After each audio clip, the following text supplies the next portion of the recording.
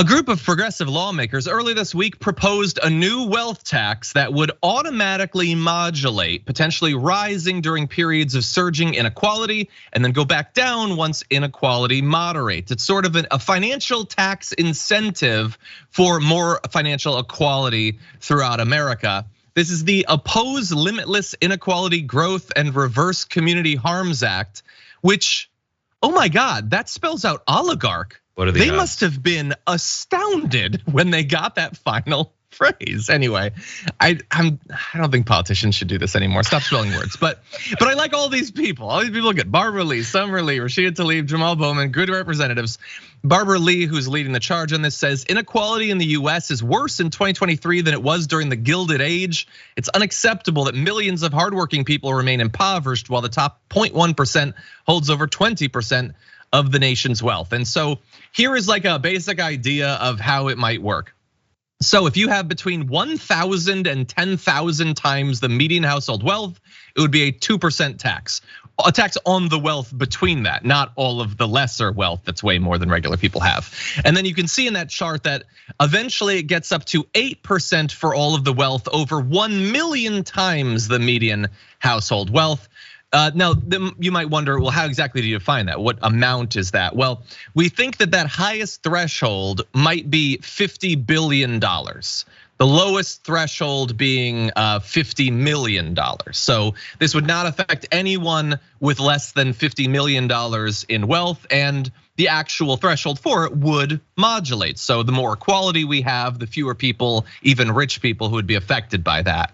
This is different, by the way, than like Elizabeth Warren's proposed wealth tax from several years ago. Brett, what do you make of it?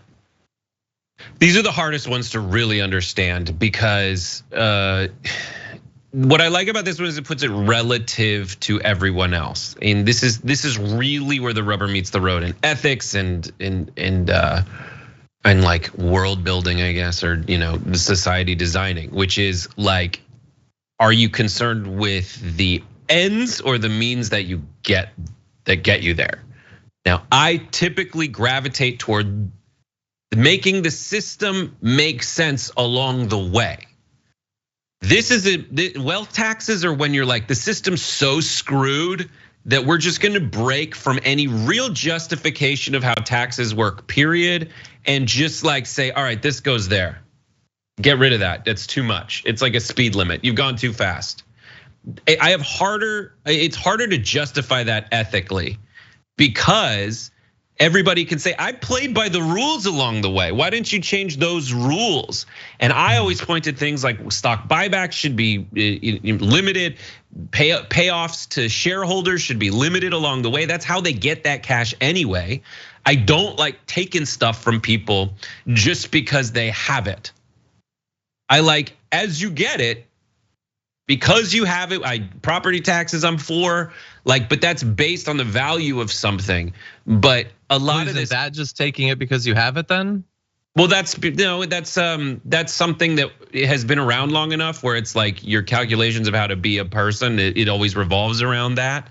And those are legislated periodically. Different states have set them up in ways that you can make your calculations along the way. What ends up happening when you do something like this is it's like, oh crap, a lot of this goes where? And I don't like the precedent of like, we're just gonna take 8% of everything you have now. Not that you made, but that would everything that you have 8% of what you have over, I believe, $120 billion. Yeah, I mean, look, I agree that there's definitely a thing where when taxes have been a certain way for a long time, that seems natural. And I agree, you would want some sort of like philosophical rationale for this. But like, is there a clear philosophical rationale for taxing income or sales? Like there's, yeah, you think that there's some sort of cosmic sense to that is not present for taxing wealth, which is, by the way, because the wealthy make 99% of their wealth not through income, but instead through passive means, is simply another way of getting around to taxing their income, just in a different form. Yeah, but this is like closer to like just give me what you have because you have it. Not but is what sales you made tax not that? Like that's sales tax taxing on the money you had. So my point is, it's at the point of economic activity. Well, why is that philosophically significant? It just you are benefiting from the country you live in a variety of ways. I think a philosophical case could be made that the rich benefit from that many times over the poorest Americans. You are paying towards that system. We tax that in a variety of different ways.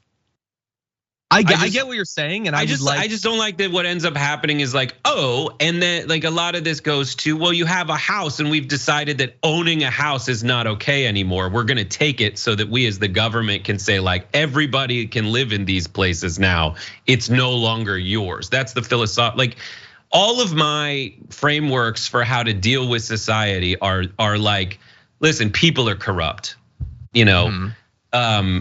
I like progressivism because it's just ground rules more than it is, I don't like things that are like the government should control it. I'm like, the government is people. Like government should control everything. No, they shouldn't. There should be checks along the way. There should be, if you're the same people that run the oligarchs now are gonna find their way into control of the system eventually. You need checks along the way. And I look at like where it's gonna go. Justice is fairness. I always, it's Rawlsian and justice is fairness. And I think that fairness is like setting up a system so that on the way to making your fortune, you have to participate in a way that is fair. Regressive taxes like sales taxes, if they're the only thing, that's no longer fair but income tax counterbalances that, that's that. I don't know, you asked me to explain it. That's how I feel. No, I didn't say I'm against it. I'm saying this is the hardest one to do because I've talked to like people with over $100 million and they say, yeah, tax me, wealth tax, I don't care, you should do that. Okay, well, it's something that we should continue to talk about. I wish that the Democrats had control at least so that it was possible because obviously this is not gonna pass the House. But I understand what you're saying. I was raised under a system where you get used to certain taxes too. I don't think that the conception of taxation that we have having to be tied to individual transactions of either you gaining or losing money, I don't think that has some sort of like, to me, sacred significance, but I hear what you're saying. For more political news breakdowns, interviews, stories of activism, and me trying my hardest to care about the occasional big celebrity news story, subscribe to our YouTube channel at youtube.com/The Damage Report. And you can ring the bell wherever it is so you don't miss anything.